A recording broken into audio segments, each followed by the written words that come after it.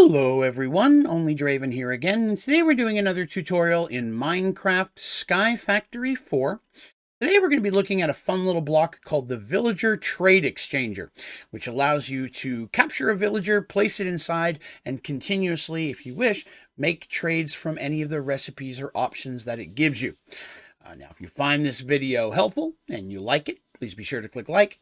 But most importantly, please remember to hit that subscribe button and the little bell symbol, so that way you'll know every time any new tutorials or videos come out. All right, so we're going to start off by taking a look here at some villager seeds, because you're going to need access to some villagers. If you have villager spawn eggs, that'll work fine as well, and that's what we'll use today. But the easiest route is villager seeds, which is an emerald, seed, and an oak door. Then you just plant your villager seed in grass. It will eventually grow into a villager, or you can hit it with bone meal to speed up that process. Next, we're going to use the Villager Trade Exchanger itself, which is 4 plastic, 2 emerald, gold ingot, gold gear, and a machine case. Lastly, we're going to need a mob imprisonment tool, which is 4 pieces of plastic, and a gas tier. You're also going to need an RF power source. For this tutorial, I'm just using a creative battery, but any power source will work. So whether using solar, a reactor, or any of the generators, as long as it has RF power, you'll be fine. So we're going to go ahead and grab those tools. And again, like I said, I'm using, just for convenience, a spawn villager egg here, which you can make in the game if you'd like. Or like I said, the seeds are the fastest and easiest way normally. Again, plant them in grass, bone meal them until you get a villager. So we're going to set down our Villager Trade Exchanger. Got our energy extraction cable, setting it up. Here we have our power source. Okay, so as you can see here, when provided a power and a mob imprisonment tool with a villager in it, it will give us access to automatically trade with the villager. Let's take a look at that. So we need a villager. Here we go. This guy is a sage. So we have a sage. If we take our mob imprisonment tool, let's wait on that. If we just right-click on him, we can see the recipes that he has available. If we have 7 gunpowder, he'll give us an emerald. Or if we give him 15 netherwort, he'll give us an emerald. So those are the 2 recipes offered by this sage. So if you wanted that recipe, you want to have access to it for long term, you can take your mob imprisonment tool, shift right-click, and now you can see it says mob imprisonment tool villager, because we've captured the little guy. So we're going to step over here. We're going to look inside our exchanger tool. We're going to take that and place it right here in this slot, and it's giving us the same recipe that we saw previously. Gunpowder for an emerald, or netherwort for an emerald. So you got a whole lot of netherwort and you wanted emeralds. This is probably not the best exchange, but it'll work anyway. Work like this regardless of the villager that you use, with the exception of the mad scientist that can turn you into an android. That one's a little different because he has a specific menu when you click on him. He will not work inside the Villager Trade Exchanger, but every other one I've tried so far will. So now if I take myself some netherwort, and we'll grab some of that, grab a stack of netherwort, and I place it inside, you'll see now that it's giving me an emerald. So the recipe is up top. I can go ahead and take that. So I now have an emerald.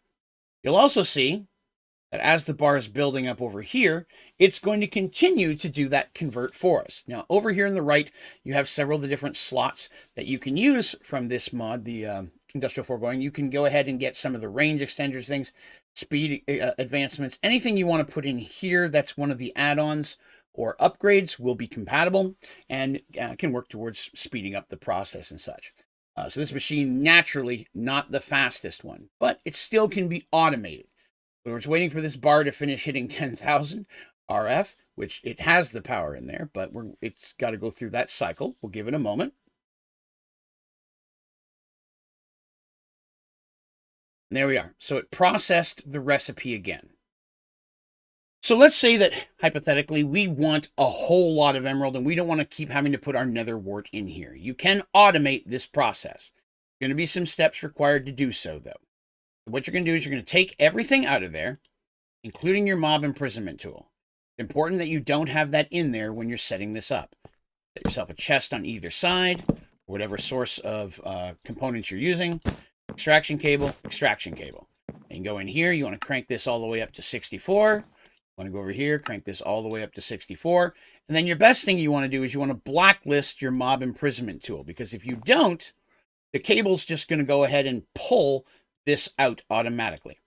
So right now it's staying in there, but had I not blacklisted that, you'll see that the cable's going to pull that out too, and then you're not going to have any luck with whatever you're trying to make. So make sure that your imprisonment tool is blacklisted. Choose the recipe of your choice, which again we're going to do the nether wart one. Go ahead and place your nether wart in the chest on the left. And as you see, it automatically feeds in here. When the emerald is created, it will automatically be pulled out of this extraction cable into the chest on the right.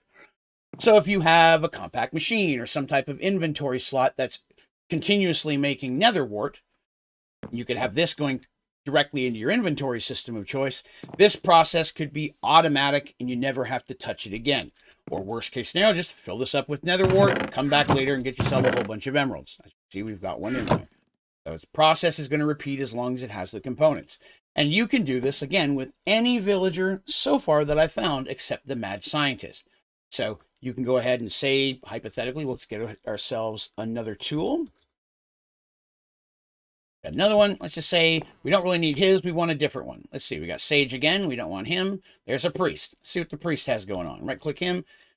Rotten flesh for emerald, gold for emerald. Rotten flesh for emerald is not a bad deal, especially if you've got a tool set up early. Now, granted, to build some of the things today, you have to have an emerald.